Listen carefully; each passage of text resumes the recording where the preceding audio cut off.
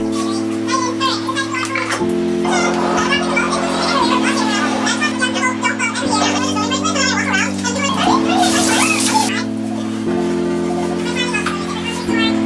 à tous, aujourd'hui je vous fais un petit vlog pour vous montrer un petit peu ce que je fais le week-end. Donc on est samedi, je vais aller à la danse tout à l'heure, donc je vais en profiter pour me préparer devant vous et puis pour vous donner un petit peu les soins que j'utilise parce que j'ai un petit peu changé ma routine. J'ai utilisé un savon saponifié à froid pour me nettoyer le visage après la nuit. Alors je le trouve quand même un tout petit peu desséchant pour moi. Et en tout cas il est très bien, il nettoie parfaitement bien la peau. Donc je vais commencer par ma Miracle Facial Oil de chez Evolve. Je vous en ai déjà parlé, je mets à peu près 3 gouttes, c'est vraiment juste pour nourrir un petit peu le visage. Donc récemment j'ai acheté une nouvelle crème pour le visage et un nouveau contour des yeux. Donc ils sont bio tous les deux, c'est un petit peu du bio de luxe, voilà, je me suis fait vraiment plaisir. Je suis passée chez Oh My Cream et en fait vu l'état de ma peau qui était complètement desséchée à cause de l'hiver, là il fallait vraiment que je fasse quelque chose. Je n'avais plus la crème Vanilla Pod. J'ai voulu tester Susan Kaufman, donc la Dry and Sensitive Skin Day Cream, ainsi que la Eye Cream de Susan Kaufman. Donc la Eye Cream j'en mets vraiment mais un tout petit peu parce que ça vraiment ça suffit largement pour les deux yeux. Elle est très agréable, elle est très nourrissante et vous avez vu j'utilise l'annulaire pour étaler sur le contour des yeux parce que c'est le doigt qui a le moins de force, donc ça fait moins de rides quand on applique la crème. Ensuite donc la crème pour le visage. Bon, j'en mets une bonne couche parce que là je ressens que ma peau est quand même bien desséchée. Ensuite j'ai un nouveau fond de teint, donc il s'agit du Madara Skin Equal Soft Glow Foundation. Donc c'est un fond de teint qui est très lumineux, pas très couvrant, mais moi ça me convient très bien parce que j'ai pas beaucoup de... Enfin j'ai une peau assez correcte, j'ai un tout petit peu des rougeurs mais j'ai pas grand chose à cacher. Bon après moi j'ai des cernes bleues mais bon ça c'est normal, c'est la fatigue et puis c'est ma peau claire qui fait ça. Donc en général j'en mets un pchit seulement, ça suffit. Et j'insiste vraiment au niveau du contour des yeux. Donc en ce qui me concerne la couleur... C'est la couleur numéro 30, je crois que c'est le pink, c'est le rose beige en fait. Voilà, donc je vais me maquiller de manière assez légère aujourd'hui. Je vais à la danse donc c'est pas très... j'ai pas besoin d'un maquillage, de toute façon j'ai pas besoin de maquillage, c'est pas qu'on a besoin de maquillage mais... Ensuite pour les lèvres j'utilise toujours ce pot rouge à base de papaye fermentée je crois. Ouais c'est ça, à base de papaye fermentée. Qui est juste trop bien, qu'une amie m'a ramené d'Australie et franchement ça fait des années que je l'ai. Ensuite je mets mon blush Ilia qui est un peu multi-usage, on peut le mettre aussi pour sur les lèvres. Voilà, ça fait juste une petite coloration, c'est assez joli. Je vais continuer à maquiller, donc voilà, je vous passerai ça en accéléré.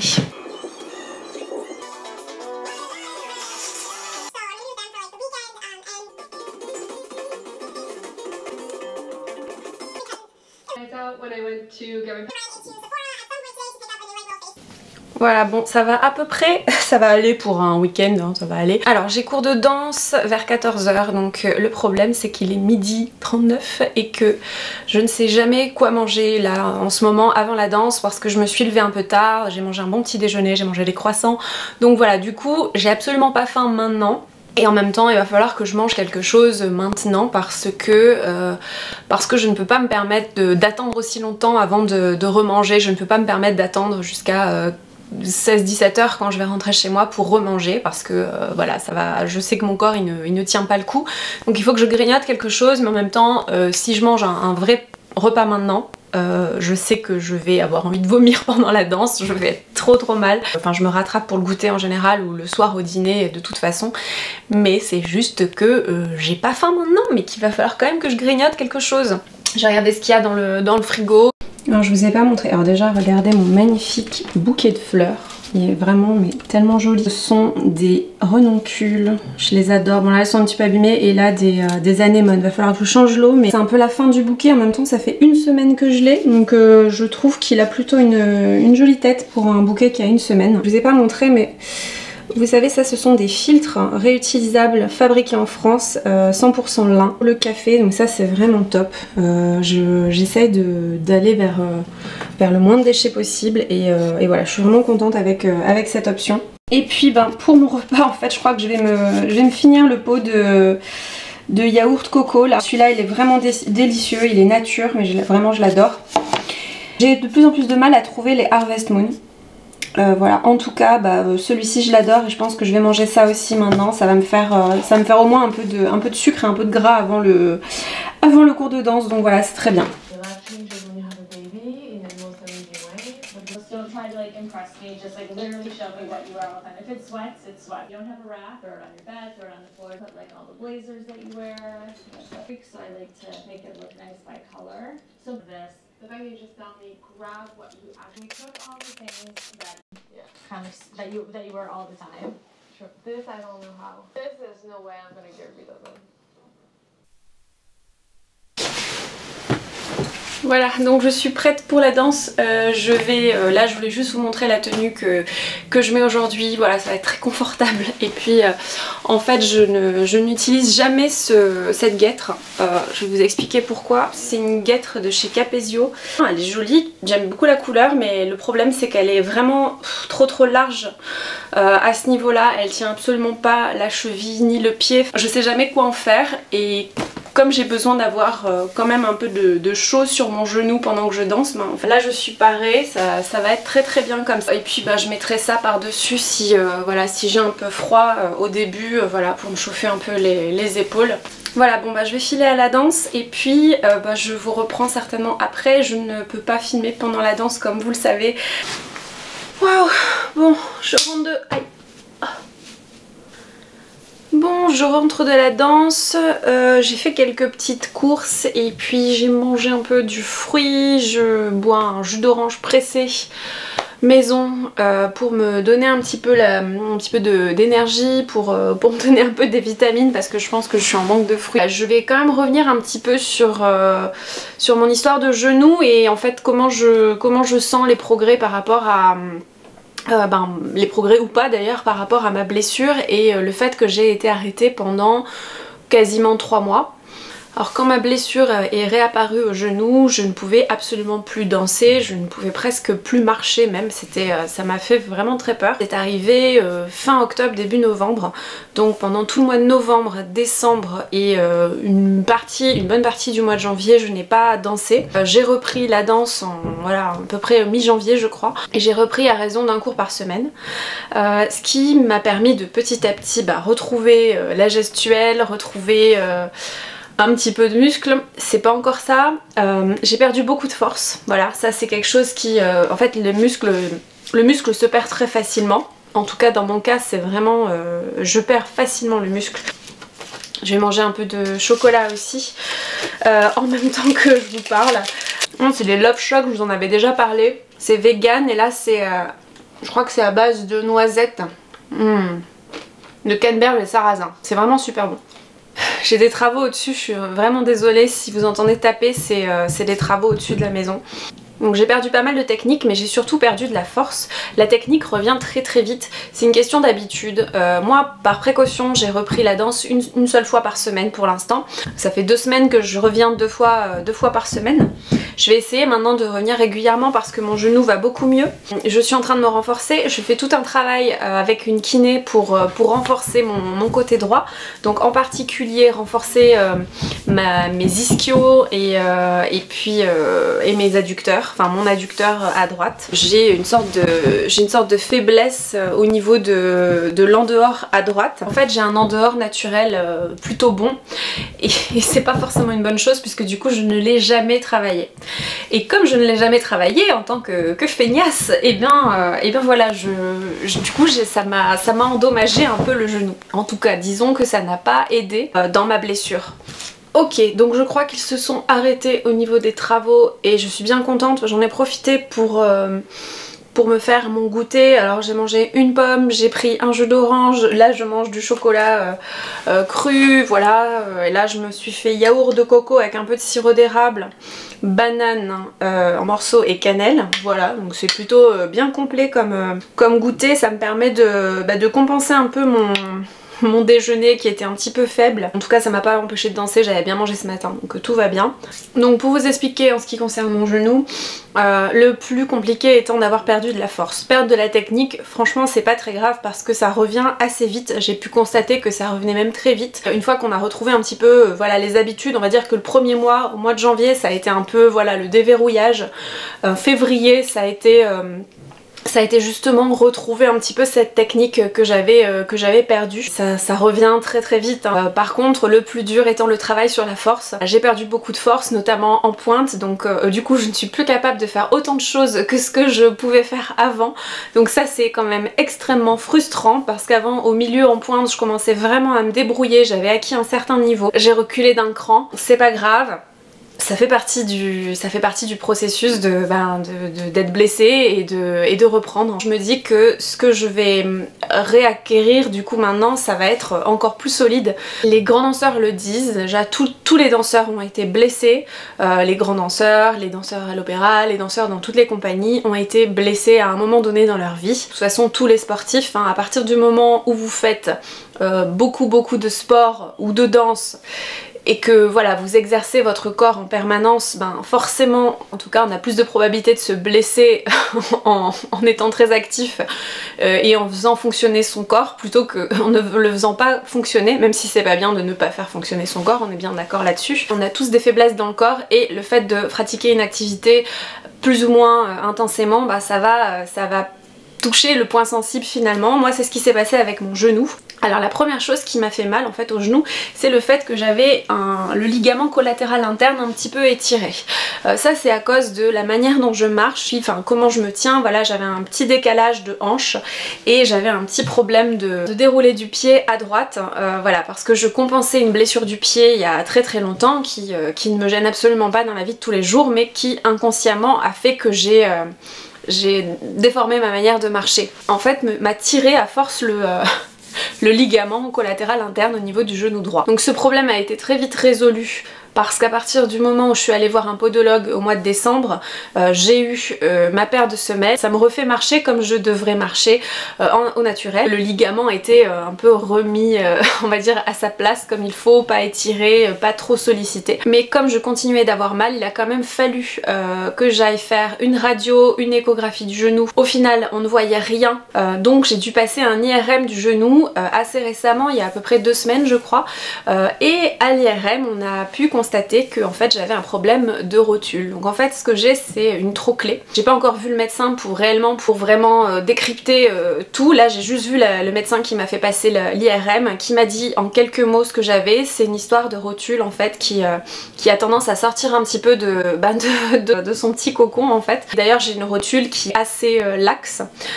J'ai plein d'endroits dans les jambes qui sont assez laxes d'ailleurs, ce qui est pas forcément une bonne chose. Hein. À force de faire de la danse, et bien écoutez ça a tendance à m'abîmer un petit peu le cartilage. La médecin qui m'a fait passer l'IRM m'a dit t'es jeune, tu continues à faire ta danse, au contraire ça te muscle et ça va te faire du bien, ça va te renforcer la jambe et ça va te permettre de te faire du bien au genou. Donc en fait je peux continuer à danser, d'ailleurs je n'ai plus mal maintenant, quand je danse je fais quand même très attention. Je dois travailler d'autant plus mon en dehors avec ma kiné, donc ma kiné me fait bosser vraiment toute ma cuisse droite en fait, toute ma jambe droite.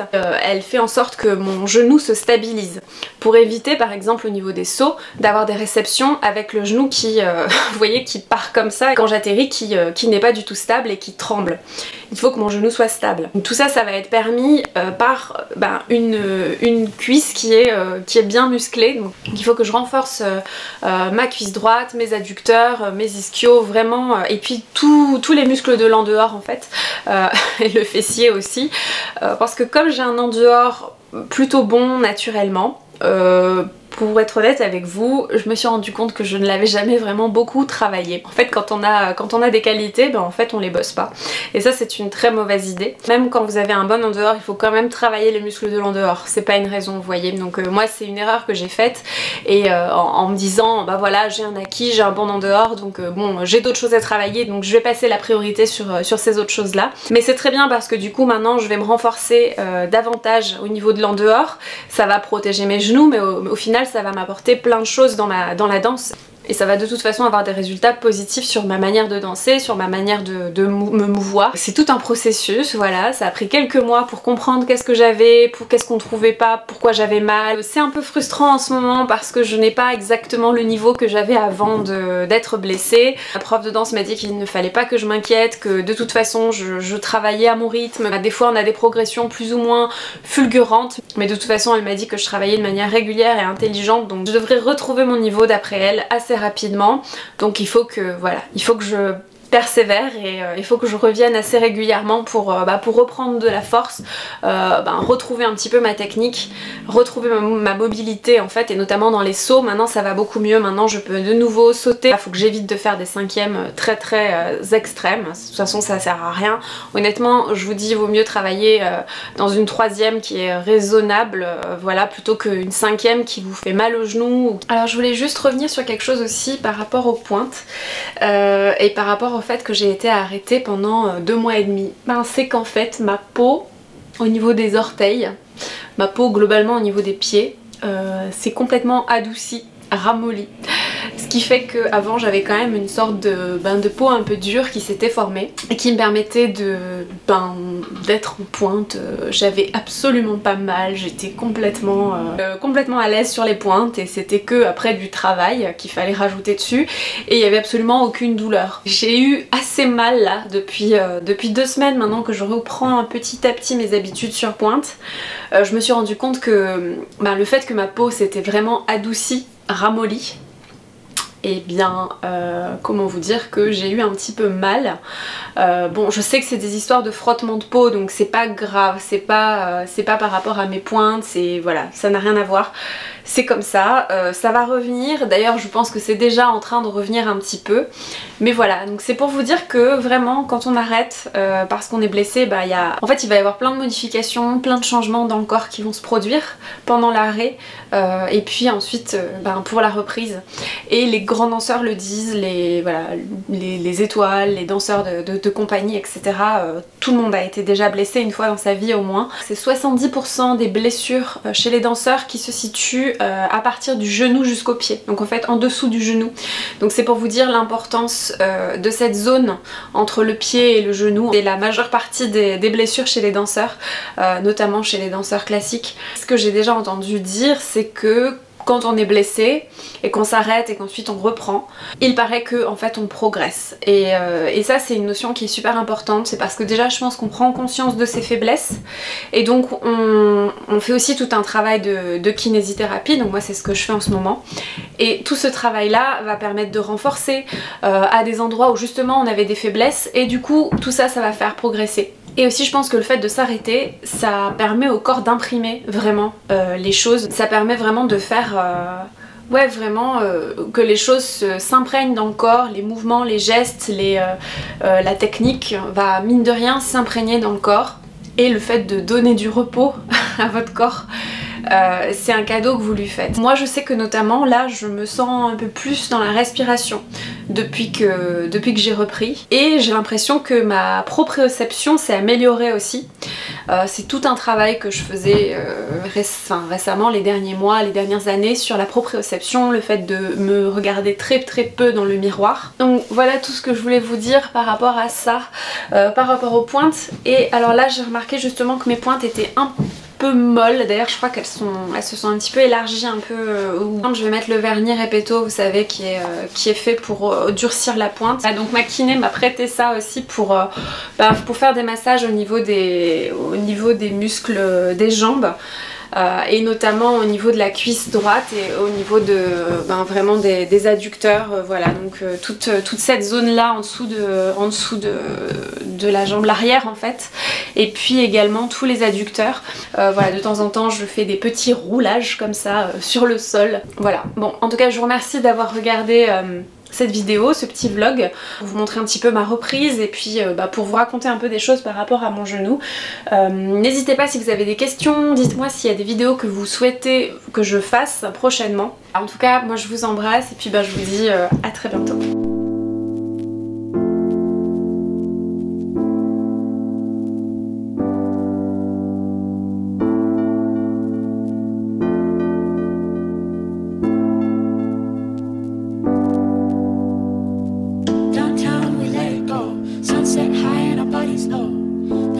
In a hazy glow, my hands, your bones, loose up, we break the scene. One step deep as you fall to me.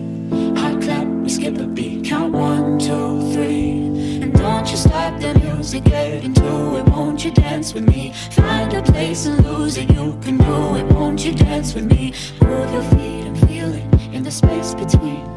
You gotta give yourself a moment. Let your body be. Downtown we let it go. Sunset high.